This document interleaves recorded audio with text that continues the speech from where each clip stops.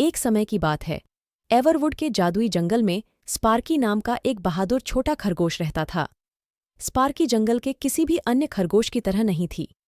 वह साहसी, जिज्ञासु और नई जगहों का पता लगाने के लिए हमेशा उत्सुक रहता था। गाजरों से भरा एक बैग और साहस से भरे दिल के साथ स्पार्की जंगल के घुमावदार रास्तों पर तब तक कूदता रहा जब तक कि वह गुफा के प्रवेश द्वार तक नहीं पहुंच गया। प्रवेश द्वार अंधेरा और अशुभ था, लेकिन स्पार्की ने डर को अपने ऊपर हावी नहीं। जैसे ही वह गुफा में गहराई तक गया, स्पार्की को सभी प्रकार की चुनौतियों का सामना करना पड़ा। उसे तेज धाराओं पर छलांग लगानी थी, खड़ी चट्टानों पर चढ़ना था और गिरती चट्टानों से बचना था। लेकिन स्पार्की का दृढ़ संकल्प कभी नहीं डगमगाया। घंटों की खोज के बाद स्पार्की अंततः गुफा के मध्य तक पहुंच गया।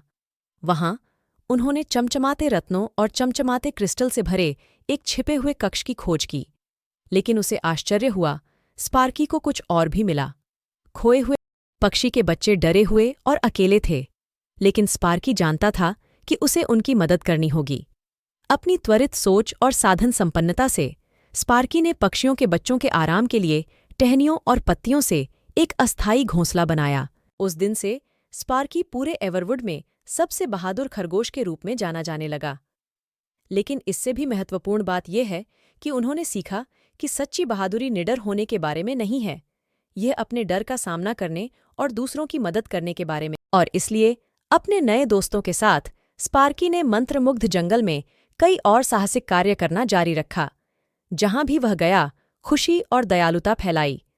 और जहां तक रहस्यमय गुफा की बात है, तो यह एक विशेष रहस्य बना हुआ है जो केवल स्पार्की और उसके द्वारा बचाए गए पक्षियों के बच्चों को ही पता है।